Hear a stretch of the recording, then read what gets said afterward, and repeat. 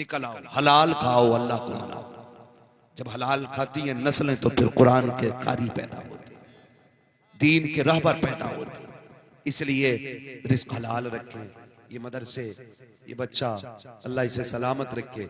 हमारे तुम्हारे बच्चे दुबई, कोया, विदेश से आते हैं तो कोई गिफ्ट में कंबल ला रहा है, कोई कपड़े ला रहा है, कोई जूते ला रहा है, लेकिन ये जो बच्चा घर जाएगा ना तो अपने बाप को गिफ्ट में जाके जन्नत का टिकट पेश करेगा। कहेगा अब्बा मैं तेरे लिए ले जन्नत का परवाना लेके आया हूं। है, मैं उस माँ को मुबारकबाद करता हूं जिसने उस लाल को दूध पिलाया है जो बदले में जन्नत का टिकट लेके जाएगा। वो बहनें मुबारकबाद के लायक हैं जिन्होंने ऐसे भाई की परवरिश की और संभाला कि जो बदले में बहनों को कुरान का तोहफा देगा। इससे बड़ी कोई दौलत नहीं है, इससे बड़ी कोई दौलत नहीं है। जब सांसें बंद होने लगती है ना तो 3 चीजों का ख्याल आता है। कितनी चीजों का? थक गए चचा?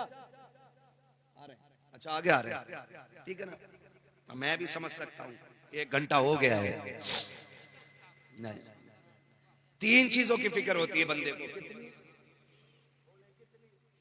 मरते टाइम। 3 चीजें। नंबर एक ख्याल आता है, एक ख्याल आता है कि जो दौलत कमाई है इसका क्या होगा। ये पहला ख्याल मरने वाले को आता। हाय बड़ी मेहनत से कमाई थी, अरे कलुआ मौज करेगा इस पे, गुड्डू मौज करेगा, पप्पू मौज करेगा, मैं तो कुछ ना कर पाया। एक। नंबर 2, मेरे भूरा का क्या होगा, मेरे बीच वाले का क्या होगा, एक तो छोटा ही है उसका क्या होगा। 2, औलाद का ख्याल। नंबर 3, हाय अफसोस कोई नेकी ना कर सका। ये लास्ट ख्याल। कब्र में क्या बनेगा, कभी मुंह दिखाने का लायक नहीं बना, कभी रोया नहीं रात को। मेरे बच्चों ने कहा था अब्बा 64 का हो गया है, इस बार मैं केक बड़ा वाला लाऊंगा ताकि दुनिया को पता चले मेरे अब्बा का 64 साल पूरे हो गए जिंदगी के।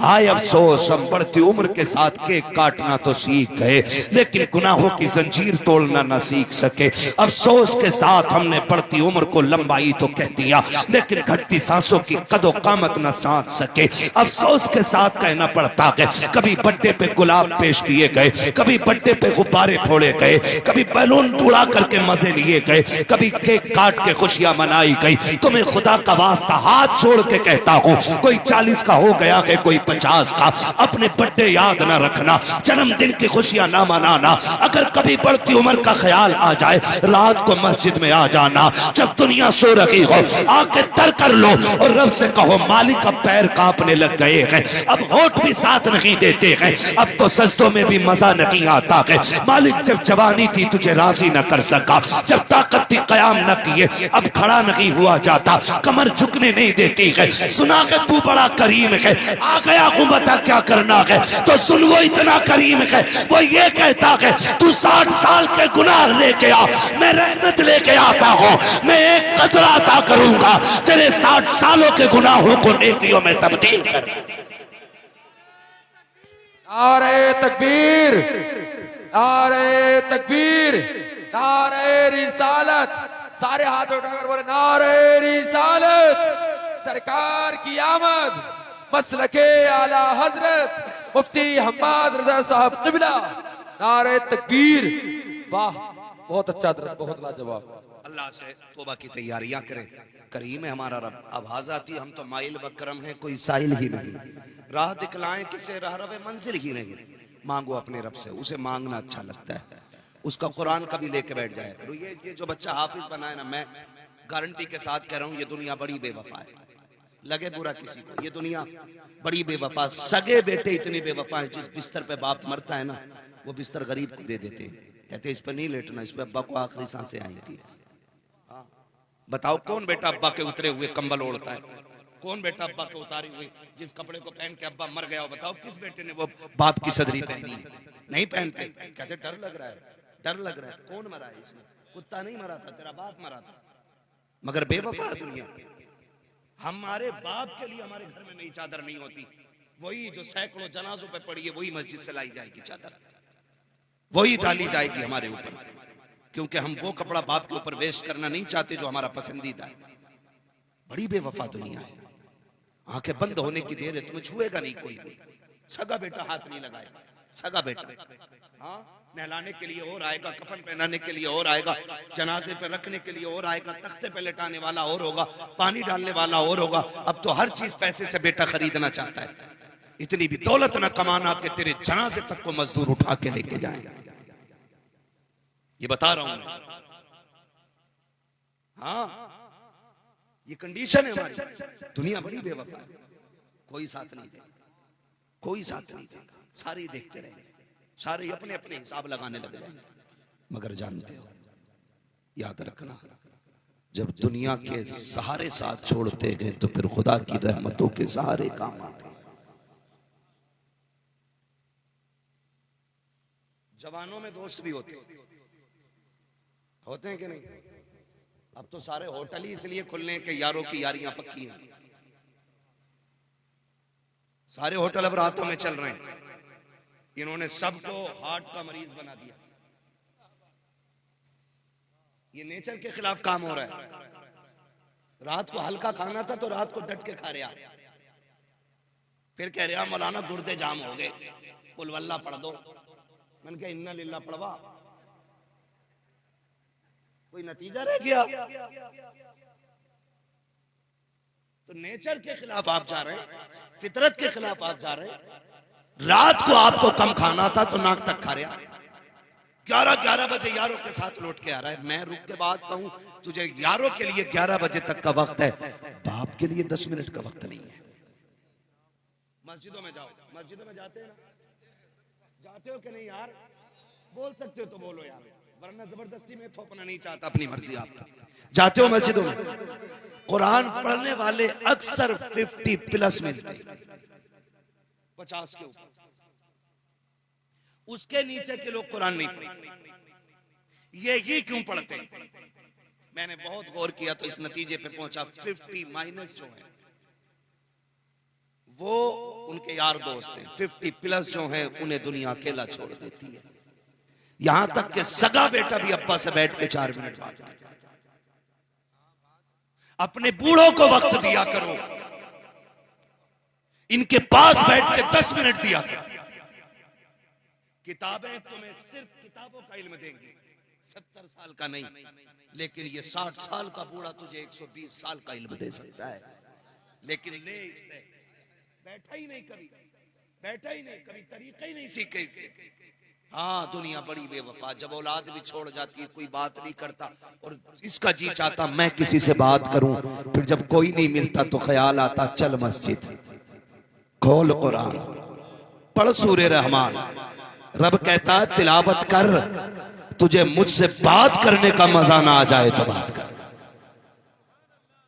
जब दुनिया साथ छोड़ देती है तब कुरान सीने से लगाता है। जब तुमसे कोई दो बात नहीं करता तब खुदा की रहमतें बात करती है। जब तुम्हें कोई मुंह नहीं लगाता तब वो मस्जिदों में बैठाता है। इससे पहले कि दुनिया साथ छोड़ दे कुरान सीख लो, इससे पहले कि कोई बात ना करे कुरान सीख लो, इससे पहले कि बेटे मुंह मोड़ ले कुरान सीख लो, इससे पहले कि अपने बात करने बंद कर दे कुरान सीख लो, इससे पहले कि दुनिया अकेला कर दे कुरान सीख लो। अगर कल कुरान भी ना हुआ, इन्होंने भी छोड़ दिया, तो बेबसों की मौत मरोगे। कुरान सीख लो, दुनिया छोड़ भी दे कुरान लेके बैठ जाना। पढ़ते पढ़ता मर गया तो इमाम भी कहेगा फक्र है इसके जनाजे में जा रहे हैं, पीर भी कहेगा नाज है इसका जनाजा है। क्यों? का दुनिया गाने गा के जाती है, ये कुरान पढ़ते पढ़ते दुनिया से चला गया। बाबा धारे तकबीर, धारे रिसालत, धारे वसीयत,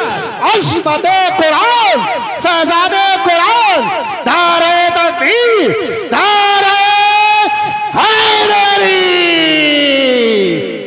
जिंदगी ऐसी गुजारनी है इंशाअल्लाह। और हम देखो मोहताज न बने, किसी मोहताज न बने। कह रहा मौलाना मुफ्ती साहब यार मेरे अब्बा की जनाजे की नमाज तुम पढ़ाइयो, क्यों? मैं फेमस हूं। ये बात बता, ये फेमस खबर में काम आगा? खुद बताओ। ये मेरे नाम के इश्तिहार, मेरे नाम के कैलेंडर, अगर ये काम आते मैं सारे लाता और कहता दफन से पहले ही नहीं उतार दियो कब्र में। मौलाए कायनात मौला अली कब्रिस्तान से गुजर के जा रहे, आपने मुर्दों को सलाम किया, आवाज आई अली हमारी, सलाम का जवाब दे के कहने लगे अली खैर है। हजरत अली कहते तुम बताओ क्या हाल है? कहा हमारी छोड़ो, ये बताओ जिन्हें हम रोता हुआ छोड़ आए थे उनका क्या बना? हजरत अली कहते हैं सुनो, जिनकी यारी पे तुम्हें नाज था उन्होंने दूसरे यार बना लिए। जिन बेटों की तुम फिक्र करते थे आज वो अपने बच्चों में उलझ गए, तुम्हारी याद भी नहीं आती। कहा वो औरत जो तेरे कफन से लिपट के रो रही थी, लगता था मर जाएगी, उसने दूसरा निकाह कर लिया है। अली बोले अब तुम बताओ क्या हाल है? कहा बस धोखे में थे, हम समझते थे इमारतें, पैसा, सिक्का, सोना, चांदी ये असल है। फरमाने लगे कब्र में आया तो पता चला यहाँ दुनिया का सिक्का नहीं, यहाँ हुजूर की गुलामी का सिक्का चला करता है। कह रहे आप पीर साहब से पढ़वा लूंगा, मौलाना तुम पढ़ा दियो, फेमस आदमी फलाने पढ़ाई थी ना। यार मैं एक बात जानता हूँ, अपने बच्चों को हाफिज बना लो, अपने बच्चों को कारी बना लो, ताकि जनाजे में तुम लेटे हो मुसल्ले पे बेटा खड़ा हो। ये इसलिए कि मैं कसम खा के कह सकता हूँ मेरा इंतकाल हो जाए, तुम मेरे जनाजे में आपको पढ़ाने के लिए, तुम्हारा हो जाए मैं आऊँ भाई मौलाना अनीसुर रहमान का जनाजा, अच्छे आदमी थे, नजराना दिया था और सुभान अल्लाह भी कह रहे थे, मैं यही सोच के ना थोड़ी गाड़ी करके नियत कर लूंगा और बस। लेकिन जरा सच बता, मुसल्ले पे बेटा खड़ा हो, जनाजे में बाप लेटा हो, उस वक्त बेटे को क्या क्या याद नहीं आएगा? उसे ख्याल आएगा एक दिन वो था, मेरे पास पैसे नहीं थे, अब्बा की जेब में भी नहीं थे, इसने फटे मोजे पहने थे, मुझे मदरसे की फीस दे करके पढ़ाया था। वो ये सोच के आंखों में आंसू भर लाएगा। पूरी जिंदगी कहता रहा कारी बनना है तुझे, कारी बनना है, इसकी मेहनत की कमाई से मैं कुरान पढ़ता रहा, लेकिन इस मजदूर को कभी पूरी जिंदगी कुरान सुनने का मौका ना मिल सका, इसलिए कि कभी मुझे पढ़ाया, कभी बहनों को रुखसत करने में लग गया।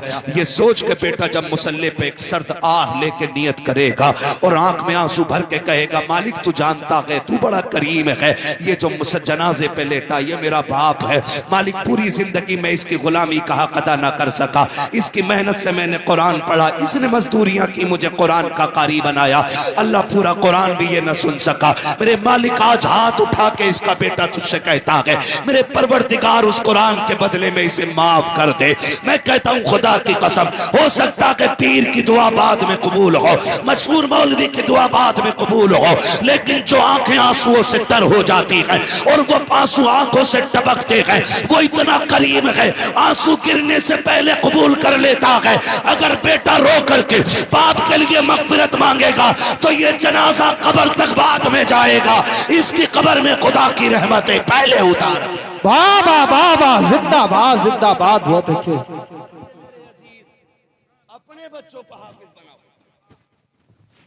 एक ड्रामा होता, मौलाना अब्बा का 40 माह कुछ कुरान है, मैं तो साफ मना कर देता हूँ भाई, मैं पढ़ रहा हूँ क्या तेरे लिए जो है, क्यों किसी को धोखे में रखना भाई, मैंने पढ़ा, मुझे क्या पता, मैं पढ़ता हूँ कितना वक्त मिला, कभी एक रुको कभी एक आयत है, कह रहा एक कुरान दे दियो तुम।